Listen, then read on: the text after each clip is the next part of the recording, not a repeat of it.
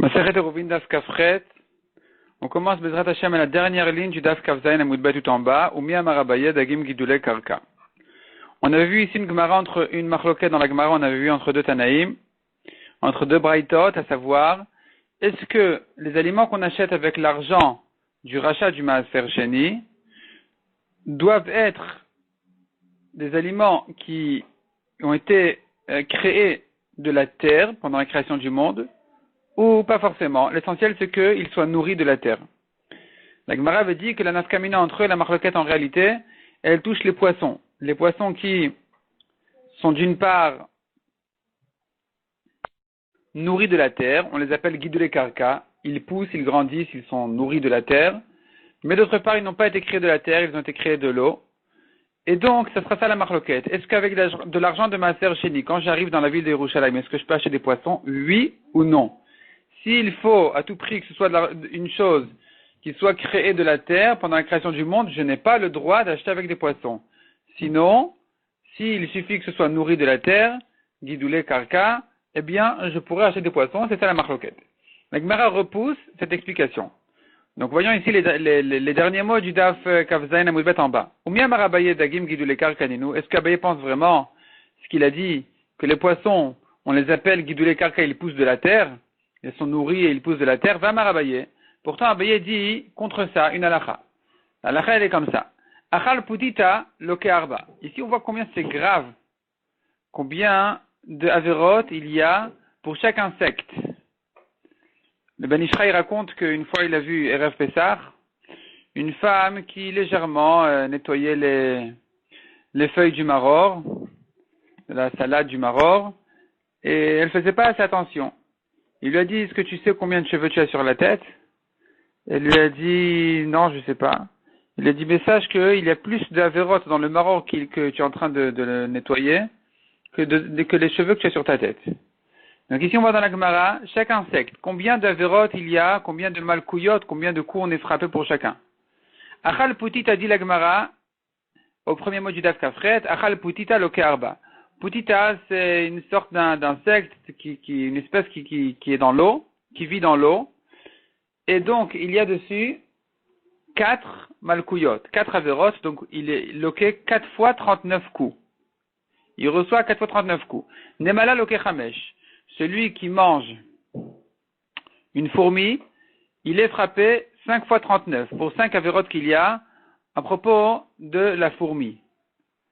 Donc il y a deux lavim à la base des insectes, et encore 2 pour ceux de l'eau, 3 pour ceux de la terre, donc ce qui fait la différence que l'insecte de l'eau c'est 5 fois 39, et les fourmis les insectes de l'eau ça fait 4, et les fourmis ça fait 5. Tira, une guêpe, lokeshesh.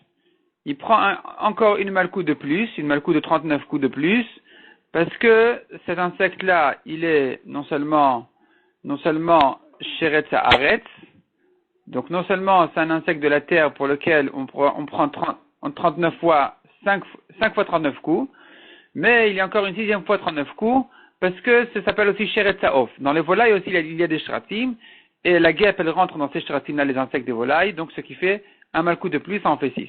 Des mita, et si c'est vrai ce qu'on disait jusqu'à présent, que les poissons sont considérés comme des guidoulés karka qui poussent de la terre, putitanami lil kemishum sheret alaret, il devrait être frappé aussi quand il a mangé l'insecte de l'eau 2 fois de plus pour le sheret alaret, pour l'insecte qui pousse sur la terre.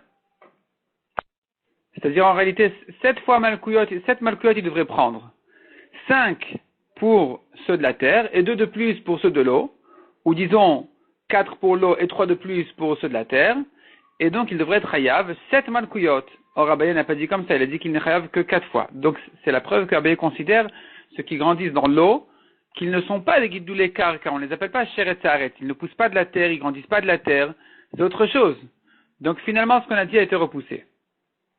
Ça a été repoussé, et donc on considère que les poissons ne poussent pas de la terre, ne grandissent pas de la terre, on considère pas qu'ils sont nourris de la terre, parce qu'apparemment ils s'avalent les uns les autres aussi. Alors, finalement, ça ne rentre pas dans la marloquette qu'on avait vue. Donc finalement, selon tout le monde, il ressort qu'on ne peut pas acheter des poissons avec l'argent du Maaser Sheni, parce que non seulement il n'a pas été créé de la terre, mais même il ne pousse pas de la terre. C'est même pas des guidoulés karka. Donc, quelle serait la nafkamina entre eux? Entre les deux définitions qu'on a vues, est-ce que pour le Maaser Sheni, il faut que ce soit créé de la terre, ou bien il suffit que ça pousse de la terre? Et là, Maravina dit la Gemara, Ofotika Benayou. La différence entre eux, c'est les volailles. Les mandamar primi pri vegidule karka, celui qui dit que il faut que l'aliment que j'achète il soit un fruit d'un fruit, et deuxièmement, que ça pousse de la terre, anenami gidule karka ninu. Les volailles, les oiseaux aussi, s'appellent gidule karka parce qu'ils se nourrissent de la terre. Les mandamar vlad vladota arrête, mais celui qui dit que qu'il faut que ce soit créé pendant les jours de la création, que cette espèce-là soit créée de la terre, aneophot minarika knivru. Les oiseaux n'ont pas été créés de la terre, ils ont été créés de la boue, d'un mélange de terre avec de l'eau. Et donc, finalement, ça ne rentre pas dans cette définition-là de Vladot Haaretz, ceux qui ont été créés de la terre. C'est pour ça que d'après ce Mandamar, d'après cet avis-là, on ne pourra pas acheter des volailles avec l'argent de Maaser Sheni. La Gemara maintenant rentre plus en profondeur de l'explication entre ces deux Tanaïm. Mandemerabe ofot maïtame, celui qui inclut les volailles, quelle est sa raison, ou mandemamitofot maïtame, celui qui exclut les volailles, quelle est sa raison. Mandemerabe ofot kasavar, celui qui les inclut, il pense klal abatra davka. Donc on avait vu que c'était ici un klal ou pratu klal. Les psukim avaient dit, tu achètes, tu placeras l'argent dans tout ce que tu as envie. Donc c'est un klal, c'est une généralité, ce que tu veux, on n'a pas limité. Ensuite, le pasuk qui rentre dans les détails, il dit gros bétail, petit bétail, vin, etc. Ce sont des détails, ça s'appelle miout, ou bien prat plutôt. Et après ça, le pasuk il donne un nouveau klal en disant, ouvrol achet ishalchan à tout ce que demande ton âme. Donc voilà ici un klal ou prat ou klal. Et comment est-ce que on fait la dracha dans klal ou prat ou klal? On sait bien en général, c'est ke'en aprat, tout ce qui ressemble au détail. Donc si la Torah elle me donne un klal général, après elle rentre dans les détails, à nouveau elle reprend le klal général, la dracha à faire c'est iatadan et la ke'en aprat. Tu fais ce qui ressemble au détail. C'est ce qu'on sait bien de la braïta de Rabbi Shmuel qui est citée tous les matins avant la tfila. Maintenant, combien ça doit ressembler au détail? Combien de ressemblances, combien de points communs il faut? Évidemment qu'on ne demande pas que c'est le même poil, la même couleur. Il y a des détails qui sont strictement accessoires, pas importants du tout. On cherche quelque chose dans les définitions plutôt. Mais même dans les définitions, on peut en ajouter plus de définitions. Plus on ajoute de définitions, plus on a décrit la chose, le détail. Moins on a élargi ce qui lui ressemble. Et là, on se posera la question, combien ça doit ressembler justement au prat? Et cette question-là, elle dépend plutôt d'une autre question. Comment est-ce que je vois un klal ou prat ou klal? Est-ce que je le vois comme un klal ou prat, essentiellement, mais j'ai encore un klal ensuite qui m'élargit un petit peu ce klal ou prat? Ou bien plutôt c'est le contraire, je le vois comme un prat ou klal, qui est bien plus large qu'un klal ou prat, simplement, la Torah avant ça, elle introduit un klal. Donc je m'explique. On a dans la même braïta de Rabbi Ishmael connu qui dit klal ou prat yatadan ela en biklal amaché biprat. Si j'ai un klal ou prat, c'est-à-dire j'ai d'abord la généralité et ensuite les détails, eh bien on est limité aux détails uniquement. Si c'est le contraire, on a d'abord les détails et ensuite on a la généralité, alors là on est bien plus ouvert, on a beaucoup ouvert. La question elle est quand j'ai un klal ou prat ou klal. Est-ce que l'essentiel de la dracha c'est le premier klal suivi du prat? Donc, dans ce cas-là, je serai très limité. Même si j'ajoute un petit peu, grâce au dernier klal, je ne pourrai pas autant ajouter que ce que je veux. Tandis que si je dis non, l'essentiel c'est le prat et le dernier klal, là je suis déjà bien plus large. Ajouter à ça encore le premier klal, là tu peux ajouter encore plus. Donc c'est ce que la Gemara explique ici. Man emerabe ofot kasavar, celui qui inclut les volailles, il pense que klal abatra davka. Le klal dernier, c'est l'essentiel, c'est lui à qui on se réfère. Et donc finalement nous avons ici prat ou klal, nasa klal, moussaf à la prat. Quand j'ai un prat et un klal, alors le dernier klal, il ajoute beaucoup sur les détails, on n'est pas limité aux détails. Veitraboulé ou kolmil, et donc tout a été inclus par ça. Ve'ani klal akama, cependant est venu le premier klal qui en a fait quand même.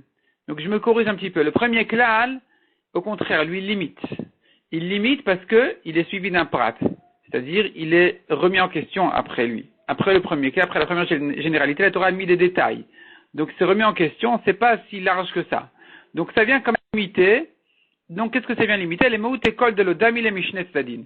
ce qui ne lui ressemble pas de deux points communs, dans deux sens, eh bien, ça sera exclu. Donc, les volailles ressemblent, oui, dans les deux points communs, au prat. On avait dit, ce sont des fruits de fruits, et qui poussent de la terre. C'est vrai qu'ils n'ont pas été créés de la terre, mais ils ont quand même deux points communs avec, c'est suffisant. Tandis que, Ouman de Mema et Tofo, celui qui exclut les volailles, Kassavar, lui, il pense le contraire. Il pense que Klal Hakama Davka, l'essentiel, c'est le premier klal. Donc, finalement, l'essentiel de la dracha, en réalité, la base de la dracha, elle est klal ou prat. Ven ba klal et la masheba prat. C'est-à-dire que le klal, il est avant le prat, et dans ce cas-là, le prat, le détail, il vient bien limité. Tu n'as dans le klal que le détail. Tu n'as pas plus que ça. Hanein midachinalo. Ceci, oui, d'autres non. Ve'an et klal abatra. Et elle sert quand même, le dernier klal, il sert quand même à ajouter quelque chose. Les ribouilles écoles de damil et mishloshat ladin. Que ce qui lui ressemble de trois côtés, ça c'est bon. Donc lui, il demandera trois points communs avec les détails.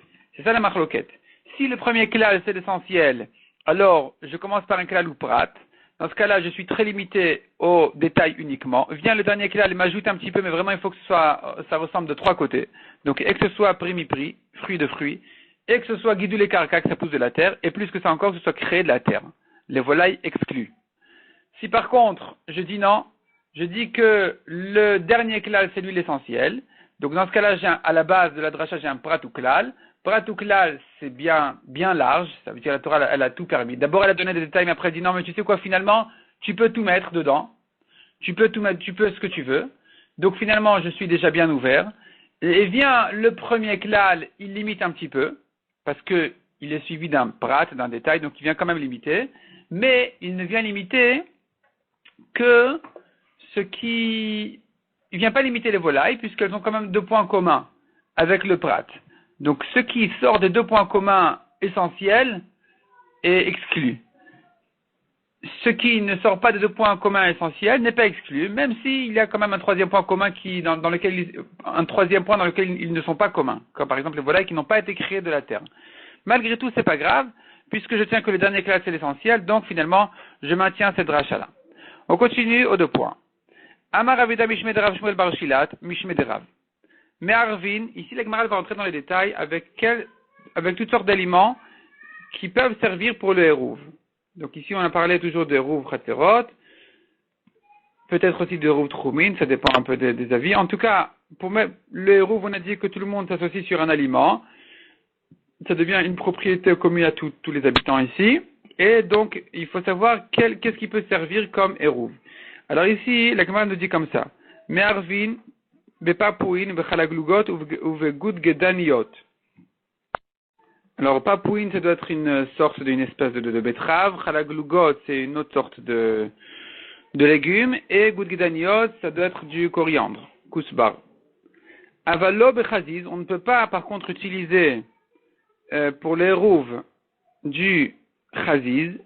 Chaziz, Rashi explique, c'est une récolte qui est encore verte. Donc avant que le blé ne mûrisse suffisamment, il est encore comme de l'herbe, et les gens ils le prennent et le mangent.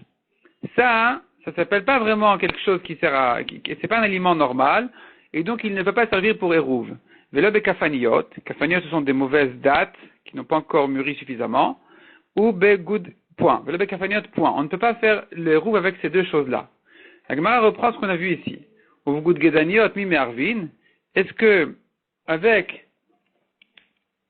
la coriandre, on peut faire le hérouv? Ve'atania, goud gedaniot, cette espèce-là qui s'appelle donc goud gedaniot, mais roubé banim yochelu, chasouche banim lo yochelu. Ceux qui ont beaucoup d'enfants, ils peuvent manger, pas de problème, mais ceux qui n'ont pas d'enfants ne peuvent pas manger cette chose-là parce que c'est mauvais pour eux. Ve'imukshu les zera, si ça durcit, ça a déjà donné ses graines, as me roubé banim lo yochelu, même ceux qui ont beaucoup d'enfants ne peuvent pas en manger parce que c'est vraiment mauvais. Donc ici on voit que cette espèce-là de goud gedaniot, elle n'est pas si bonne que ça. C'est déconseillé. Donc comment est-ce qu'on peut faire hérouv dessus alors que finalement personne ne pourra en manger? Répond la Gemara Targema Ashla. Répond Ashla, c'est le nom d'un chacham qui explique et qui dit comme ça. Hukshu les zera umerube banim. Hukshu les zera umerube banim. C'est-à-dire que Je me suis trompé. Ashla, c'est pas le nom d'un chacham, ça se lit comme ça. Targema, répond la Gemara. Ash, lo kshu lezera ou merube bgadim. Il s'agit ici d'un cas où lo kshu lezera, ça n'a pas durci encore. Et donc finalement, ce n'est mauvais que pour ceux qui n'ont pas d'enfants, mais ceux qui ont des enfants n'ont pas de problème de manger cette chose-là. Eux, donc, pourront faire le hérouf dessus. Veibaïtema, deuxièmement, répond la Gemara, l'olam les chasouche banim. Il s'agit même pour les gens qui n'ont pas d'enfants, des achaz ou les mroube banim. Puisque cette chose-là, elle peut être mangée sans problème par des gens qui ont des enfants, alors ça peut servir comme hérouf, même pour ceux qui ne peuvent pas en manger. Milotna, n'est-ce pas qu'on a enseigné dans la Mishnah, mais Arvin et Nazir Beyain ou l'Israël Bitrouma. On peut prendre du vin pour l'hérouf d'un Nazir qui n'a pas le droit de boire du vin, et pour un Israël qui n'a pas le droit de manger de la trouma aussi, on peut lui faire un hérouf sur de la trouma. Alma falgav de lo chazilehai. Chazilehai, donc tu vois que même si c'est pas apte pour un tel, c'est apte pour un autre. Donc moi, je peux me servir de hérouf pour quelque chose qui, pour moi, n'est pas bon, mais pour quelqu'un d'autre est bon. Achanami, ici aussi pareil pour la coriandre, les goudgedaniot. Afalgav de lo chazilai, chazilai. Même si c'est pas bon pour ceux qui n'ont pas d'enfants, puisque c'est bon pour les autres, alors on peut s'en servir en tant que hérouf pour tout le monde. Veibaïte ma troisième réponse, Kikama Rav, Beandekuke Madae. Ce que Rav a dit, il s'agit de goudgedaniot spéciales qui poussent dans l'endroit de Madaï, et elles ne causent pas de problème. D'ailleurs, c'est traduit dans les dictionnaires par cerise. Donc c'est soit cerise, soit coriandre, une des deux choses. Il y en a qui traduisent comme ça et d'autres qui expliquent comme ça. On continue donc dans la Gemara. Donc cette espèce-là, finalement, selon la troisième réponse de la Gemara, puisque ça poussait à Madaï, ça ne cause de problème pour personne. Aussi bien ceux qui ont des enfants que ceux qui n'en ont pas peuvent en profiter. Donc c'est pour ça que c'est cachère pour les héroufs. La Gemara maintenant traite le deuxième cas qu'on a vu, Bechaziz. Le deuxième sujet que la Gemara traite ici de ces halachot, c'est l'histoire du Chaziz. Chaziz, on a dit, c'est de la récolte qui n'a pas encore mûri, qui est encore verte, et malgré tout, les gens, ils s'en servent, ils veulent manger. On a dit que c'est mauvais pour le hérouv. On ne peut pas en faire un hérouv. La Gemara demande où Bechaziz l'eau, est-ce qu'on ne peut pas faire de hérouv avec le Chaziz?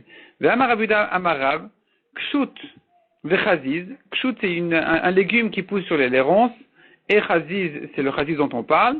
Donc c'est la récolte verte, mais Arvin Ven, on peut faire hérouv avec. On fait d'ailleurs dessus la bracha de Boré Pri Adama. Lokaché répond la Gemara, Hamekame datarav le Bavel, Halebatar datarav le Bavel. Répond la Gemara, ça dépend. Avant que Rav ne soit descendu à Bavel, c'est là où il avait dit, on ne peut pas faire de hérouv sur le Chaziz, parce qu'on ne peut pas manger cette chose. Les gens n'ont pas l'habitude de manger le Chaziz. La récolte verte, c'est pas mangeable. Une fois qu'il est descendu à Bavel et qu'il a vu que les gens mangeaient cette chose-là, ce chaziz, alors il a décidé qu'on peut faire hérouv dessus. D'ailleurs, la bracha, elle est boré pri adama. Demande la Gemara, Bavel avait rouba de alma. Est-ce que Bavel, c'est la référence, c'est la majorité du monde? Ve'atania, alors nous avons une braïta qui dit, Apoul, Vaseora, Vatiltan, toutes sortes de, donc poule, c'est une sorte de légumineuse, ça doit être les fèves. Ve'aseora et l'orge, Vatiltan, ça doit être encore une sorte de légume. Shezran et Yerek, si il les a semés pour les manger avant qu'ils mûrissent, pour les manger encore en tant qu'herbe, vers Batla datot el koladam, son date, sa conscience s'annule vis-à-vis de tout le monde, puisque les gens n'ont pas l'habitude de manger l'orge verte, alors c'est pas normal, ça s'appelle pas manger. Les fichar, donc, Zaran chayav, yarkan patour. Leur graine est chayav de masrot, d'où les prélèvements, tandis que les feuilles sont patour de masrot, parce que si lui veut les manger, c'est pas normal, et donc c'est comme un patour de masrot, il peut les manger sans les prélever. Ashachalaim va gargir chez Zran le yerek, tandis que Ashachalaim c'est le cresson, va gargir c'est encore une espèce, chez Zran le yerek, s'il les a semés pour les manger pour manger leurs feuilles, avant que ça mûrisse, mitasrin yerek vezera. Il faut les prélever, aussi bien leurs feuilles que leurs graines, parce que c'est normal, les gens, ils ont l'habitude de manger aussi comme ça. Zran les zera, si inversement, dans le cas où il les a semés pour manger leurs graines, mitasrin zera veyerek, ils se prélèvent aussi bien pour leurs graines que pour leurs feuilles.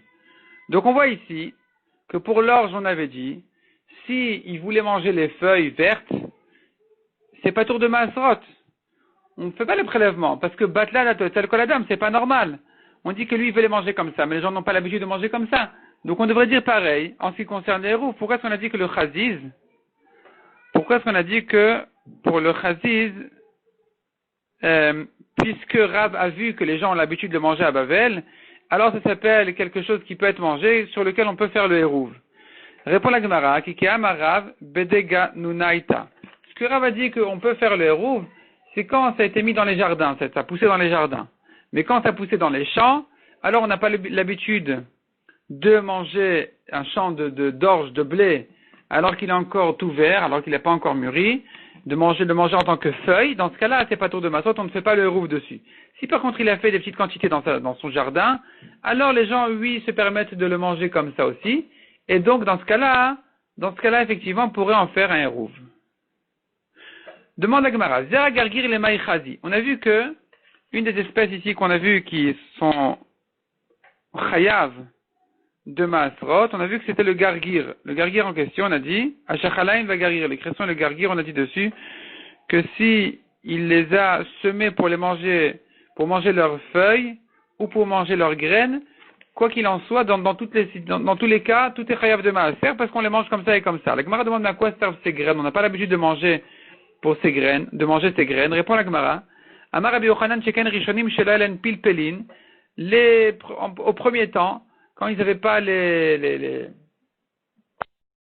qui n'avaient pas de piment, apparemment, Shochakinotan, ils prennent ce gargir, c'est l'origan, Shochakinoto, ils le broient, ou Matbilin Botatali, et ils trempent leur viande grillée, ils trempent dans ce gargir en question, l'origan, les graines, et ça donne du goût. Et donc, c'est pour ça que ça s'appelle quelque chose qui est mangé aussi, qui est donc chayav de maaser. La Gemara raconte maintenant une histoire sur Rabbi Zera, une belle histoire. Rabbi Zera qui avait chalish migirse.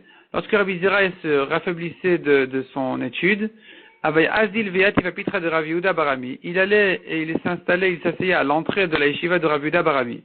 Amar, il disait, Kinav Kevaile Rabanan, lorsque les Chachamim vont sortir et rentrer au Beth Midrash, Iku Mikamayu Ve'akabel Boagra, je vais me lever devant eux, et je vais recevoir un salaire pour ces mérites-là, ces mitzvot-là. Donc il avait du mal à étudier, mais au moins se lever devant les chachamim, il pouvait. Nafak, il est sorti. Atainu kadeberav, et est arrivé enfin un enfant qui revenait de l'école. Amar il lui a demandé, May agmerach rabach, qu'est-ce que ton maître t'a appris? Amar il lui a répondu, Kshut bore priya adama. C'est-à-dire que son maître lui avait enseigné un peu la halachot des brachot. Il a dit comme ça, le kshut, c'est ce qui pousse, on a dit, sur les ronces, ou le houblon qui pousse sur les ronces. On fait dessus la bracha, boré priadama. Tandis que chaziz, c'est la récolte verte, on fait dessus chez la colle. Amar le adraba ipramistabra. Rabbi Zera lui a dit, au contraire, la svara est dans l'autre sens. Haï me'ara kamerabe, ve'haï ma'vira kamerabe. Celui-là, il pousse de la terre, on devrait faire boré priadama, donc c'est le chaziz, c'est la récolte verte. Ve'aï, mais avira kamerabe, tandis que le kshut, le houblon, lui, il pousse plutôt de l'air, il n'a pas de racines dans la terre, donc on devrait faire chez Akol. La Gemara dit quand même, Vilchetakinu kadeberav, la est quand même cet enfant-là de l'école. Maïtama, pour quelle raison? Haï gmar pere. Le kshut en question, c'est le fruit déjà, il était terminé. Il a mûri complètement, donc, et sa bracha, elle est boré priadama, comme on verra tout de suite. Ve'haï lav gmar pere. Tandis que le chaziz, qui est la récolte verte, c'est pas encore, la récolte n'est pas encore mûrie, donc on ne peut pas faire dessus boré adama, on ne fait que chez Akol. Est-ce que tu as demandé que le chaziz il pousse de la terre, tandis que le kshut il pousse de l'air, donc on ne devrait pas faire dessus boré adama. Loi, c'est faux. Kshut nami me'ara karabi, le kshut aussi il pousse de la terre, car nous voyons bien que quand on coupe les ronces en dessous du houblon, ou maïta kshuta, le kshut en question, il meurt, il sèche, il s'abîme, donc c'est la preuve que ça pousse, oui, de la terre. Et puisque ça pousse de la terre, donc sa bracha est bien repris Adama. Troisième sujet, Ubekafaniot, donc on a traité l'histoire du chaziz. Avant ça, on avait traité l'histoire des gouttes guédaniot, comme on avait dit, c'est mangeable, c'est pas mangeable, c'est mauvais pour ceux qui n'ont pas d'enfants, est-ce qu'on peut faire dessus les rouves? Donc on avait donné dessus 3 explications, comment est-ce qu'on peut faire dessus les rouves. Ensuite on est passé au chaziz, à savoir pourquoi est-ce que c'est mangeable alors qu'on n'a pas l'habitude de manger la récolte verte. Et enfin la Gemara elle passe maintenant à cette histoire-là de kafaniot. Kafaniot c'est les mauvaises dates, les dates qui n'ont pas mûri. La Gemara demande sur ça, est-ce qu'on ne fait pas de hérouve sur ces mauvaises dates? Ve'atania. Or, nous avons une braïta qui dit, Kor, Nikar bekesef maaser. Kor, ce sont les feuilles de palmier, avant qu'elles durcissent, c'est mangeable, et ça peut être acheté même avec de l'argent du maaser. Parce que c'est un aliment, c'est un fruit. C'est pas un vrai fruit, mais c'est un aliment. Ve'en metamet tumato chalin, par contre, il n'a pas de touma d'aliment. Ve'kafaniot nikachot bekesef maaser, ou metamot tumato chalin. Mais quand on parle des kafaniot, des mauvaises dates, elles peuvent être achetées avec l'argent du maaser. Par contre, elles ont aussi la touma tochalim, la touma des aliments. Rabbi Uda Omer, kor hareuket lechol dvarav. Rabbi Uda dit non, le corps, donc la branche du palmier, avant que ça durcisse, c'est vraiment comme un bois, c'est vraiment comme l'arbre lui-même, et la genikar avec kesef maaser, simplement il peut être acheté avec l'argent du maaser. Vekafaniot aren kepri lechol divrem, tandis que les dates, les mauvaises dates, elles sont vraiment comme un fruit. Et la sheptorot minamaser, simplement, on ne les prélève pas. Donc voilà une contradiction à propos des kafaniot. On a dit qu'on ne peut pas faire le hérouf dessus. Et ici, dans la braïta, on est en train de voir que on peut les acheter avec l'argent du maaser. Et que même, c'est une tumato chalim.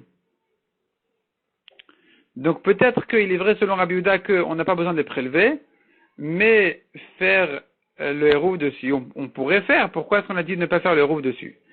Répond la Gemara, il y a 2 espèces de kafaniot. Les dates qui n'ont pas mûri, ça peut être pour 2 raisons. Soit c'est un palmier mâle, dont les dates qu'il y a, elles ne mûrissent jamais. Soit c'est femelles et elles n'ont pas encore mûri. Donc, hatam bedenis chane. Là-bas, on parle des palmiers mâles, et donc les dates là-bas qui n'ont pas mûri, elles sont à leur étape la plus avancée, il y a la plus mangeable qu'il y a. C'est pour ça qu'on peut faire le roux dessus. Tandis que nous, on a parlé de femelles, et donc les mauvaises dates, quand ça vient de palmiers femelles, on ne peut pas faire le roux dessus. Yachi, si c'est comme ça, demande la Gemara, Yachi, Béa, les marabuda p'torat minamaser, est-ce que Rabuda va dire que c'est pas tout des prélèvements? Vatanya marabuda, l'ozkeru pagé betioni. Rabuda dit, on a parlé des figues qui n'ont pas mûri, de l'endroit de Betiuni. Donc, pagé, c'est des figues qui n'ont pas mûri. Et là, l'inyan maaser bilvad. Que à propos du maaser. Et donc, la lacha est que pagé Betiuni vaïn et de tuvina chayvin me maaser. Que c'est justement chayav de maaser aussi bien les figues en question de l'endroit de Betiuni et les dates de Tovina qui n'ont pas mûri, elles sont chayav de maaser. Donc, comment est-ce que Rabbi Uda dit que ces mauvaises dates sont pas tour de maaser, alors que voilà ici dans cette nouvelle braïta, on voit que Rabbi Uda dit que c'est chayav de maaser les mauvaises dates. Et là répond la Gemara, le olam lav benisrane. On ne parle pas ici des dates de palmier mâles. C'est pas de ça qu'on parle.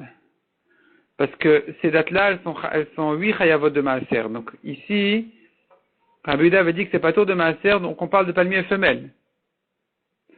Ou l'inyan tumato chalin shani. Et si on parle de palmier femelle, donc ces mauvaises dates-là en question, pourquoi est-ce qu'elles ont une tumato chalin? Pourquoi est-ce que c'est considéré comme un aliment qui a de la touma, alors qu'elles n'ont pas encore mûri et que ça peut mûrir plus que ça? Répond la Gemara, ou l'inyan tumato chalin shani. C'est différent la question de tumato chalin, qui est d'Amar Rabbi Yochanan, comme ce que Rabbi Yochanan a dit ailleurs, puisque on peut les adoucir sur le feu. Ici aussi pareil, on peut les adoucir au feu, avec cuisson apparemment, et donc ça s'appelle lui un aliment qui a de la tomato chaline. Simplement, c'est pas tour de maaser parce que c'est pas encore arrivé à l'étape où c'est chayav de maaser. Vechaitma de Rabbi Yochanan. Où est-ce que l'enseignement de Rabbi Yochanan a été cité? Donc, ce Rabbi Yochanan qui a dit que ça peut s'adoucir au feu. Aha detanya, sur cette braïta là qui dit, Shkedim hamarim. Shkedim hamarim sont les amandes amères, c'est-à-dire il y a une espèce d'amande amère, Ktanim chayavin gdolim turin. Quand ces amandes là sont encore petites, elles sont chayav de maaser. Quand elles sont grandes, elles sont pas tour de maaser. Pourquoi cette différence? Parce que quand ça a bien poussé, c'est déjà amer complètement. Quand ça a poussé complètement, c'est déjà amer, donc on ne les mange pas comme ça. Tandis que on les prend avant que ça termine de grandir. Dans ce cas-là, quand c'est encore petit, c'est encore doux, c'est encore mangeable, et donc c'est chayav de maaser à cette étape-là. Metukim, par contre, les amandes douces, c'est une autre espèce. Là, ça sera le contraire. Gdolim chayavin, ktanim turin. Si ça a bien poussé déjà complètement, c'est chayav. Les grandes sont chayav, les petites sont pas tour, parce que elles sont encore amères. Rabbi Shimon Rabbi Yossi, Omer Bishum Aviv, zev ezel et ptour. Rabbi Shimon dit au nom de son père Rabbi Yossi, que aussi bien petites que grandes, elles sont ptourot de maaser. Donc à propos des amandes amères. Les amandes amères, quand elles sont petites, c'est encore pas tour. Quand elles sont grandes, c'est déjà amer, donc tout est pas tour. Ve'amrila zev ezel et chiyuv, qui dit que non, au contraire, c'est chayav aussi bien petit que grand. Amar Rabbi Hila, aura Rabbi Hanina Betzipori, qui est livré à Omer zevezel et ptour. Rabbi Hila dit que Rabbi Hanina a enseigné à Tzipori comme celui qui pense que les petites comme les grandes sont ptourot, de maaser. Ulman de Amar zevezel et chiyuv le maïchaz. Il demande à Gemara, mais celui qui dit que c'est chayav aussi bien petit que grand, à quoi ça sert? On ne peut pas les manger comme ça. C'est trop amer. Et c'est là où a été cité l'enseignement de Rabbi Yochanan. Amar Rabbi Yochanan, il va les motkan et les daour, puisqu'on peut les adoucir au feu. Amar Mar, Rabbi Uda Omer, Kor, un reu keet lechol dvarav. Donc la Gemara reprend ce qu'on a vu dans la Braïta que Rabbi Uda dit. Kor, qui sont les nouvelles branches, les nouvelles feuilles de palmier, avant que ça durcisse, c'est comme vraiment l'arbre lui-même. Et la shenikar bekesef maaser, simplement, il peut être acheté avec l'argent du maaser.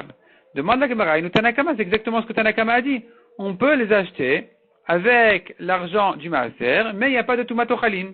Donc Rabbi Uda finalement, il reprend Tanakama en disant c'est comme de l'arbre lui-même, autrement dit il n'y a pas tumatochalin. Simplement, on peut l'acheter avec l'argent du maaser. Quelle est la différence entre eux? Répond la Gemara Marabaye, Shlakov et Tigno et Kabenayou. La différence entre eux, c'est s'il a cuit, ou bien il a frit, et c'est la différence entre eux. Selon Rabbi Uda, on a dit qu'est lechol dvarav, c'est vraiment comme l'arbre lui-même, c'est du bois. Donc il a beau en faire ce qu'il veut, il peut manger aussi du bois comme ça, il n'y a pas de problème, mais ça ne se rappelle pas un aliment, il n'y a pas de tumatochalin. Selon Tanakama par contre, il y aura oui une tumatochalin. Matkif la Rava. Rava demande, est-ce que vraiment il y a quelqu'un qui pense que si ça a été cuit ou frit, alors ça ne s'appelle pas un aliment? Va Tanya. Pourtant nous avons une braïta qui dit, Ha'or va'ashilia, la peau de la bête, ou même le placenta. En metamin tumatochalin, non pas de tumatochalin, c'est pas un aliment. Par contre, orge shlakov et shilia shechishev alea, s'il a cuit bien, il a bouilli la peau, et où le placenta il a pensé à le manger, metamin tumatochalin, il y a une tumatochalin dans ces choses-là, c'est vu considéré comme un aliment. Donc on devrait dire pareil, évidemment, que dans le cas où il a pris les branches, les nouvelles branches du palmier, que si ça a été bien cuit, alors ça devrait être un aliment qui a de la touma. La Gemara donc reprend cette réponse-là, elle tombe à l'eau. La Gemara propose une nouvelle réponse, c'est la marava et kabenayou bracha. La différence entre eux est quelle est la bracha à dire dessus. Deitmar, kor, donc cette feuille-là de palmier, Rav Udamar Boré Peri Adama, ou Shmuel Amar Shakon Yamidvaro. Donc c'est une marloquette, qu'est-ce qu'on fait comme bracha dessus? Et la Gemara s'explique. Rav Udamar Boré Peri Adama, pourquoi? Ochlaou. C'est un aliment qui pousse de la terre, donc on sait Boré Peri Adama. Ou Shmuel Amar Shakon Yamidvaro, pourquoi? Kevan Chesofo Lakshot, l'homme Evachin, il avait Boré Peri Adama. Puisqu'il va durcir comme l'arbre lui-même, ça va devenir l'arbre lui-même, donc on ne fait pas dessus Boré Peri Adama. Amar le Shmuel et Rav Uda. Shmuel a dit à son élève Rav Uda qui pensait, donc ils étaient en discussion entre eux. Malgré tout, Shmuel a dit à son élève Rav Yehuda, Shinena. Shina, c'est un élève très fin. Kevater mistabra. La svara, elle est comme toi et pas comme moi. Donc elle est comme toi de faire dessus boré pri adama malgré que ça va durcir. Pourquoi? Deat snon, chez Sofol akshot. La preuve, c'est que le tsnon c'est radis ou réfort, je sais pas. Sofol akshot, il va durcir. Ou me va rinanale boré pri adama. Et on fait dessus comme bracha, boré pri adama. Donc on voit que même un légume qui va durcir, même quelque chose qui va durcir, on fait quand même dessus la bracha boré pri adama. Donc pareil, on devrait dire pour le corps en question. Donc le corps, donc la feuille de palmier. Velo ilagma repousse cette comparaison en disant non, nate inche adata de pugla. Le radis, les gens ont l'habitude de le planter avec l'intention de le manger comme ça.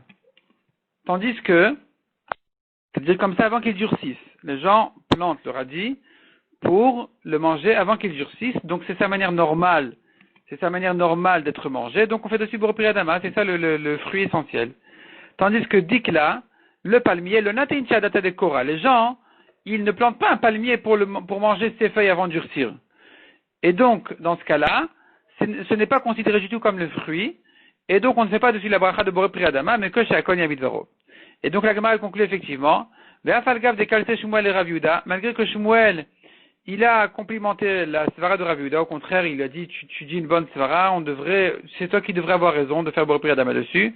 Malgré tout, la Gemara conclut que la halakha n'est pas comme Rav Yehuda, mais comme Shmuel lui-même. Il cheta qu'avait des Shmuel, que la bracha elle est chez Akol, parce que la grande différence entre le radis et le corps, c'est justement que le radis, on a l'intention de le manger comme ça avant qu'il durcisse. Donc c'est ça l'essentiel du fruit. Tandis que le Coran en question, donc la cime du palmier tendre, elle n'a pas été plantée, c'est pas pour ça qu'on a planté l'arbre. Donc finalement, on ne fait pas dessus la bracha de Boré Adama, c'est pas considéré comme l'essentiel du fruit. Donc la bracha dessus, elle est chez Akol Niavidvaro. On va s'arrêter là pour aujourd'hui.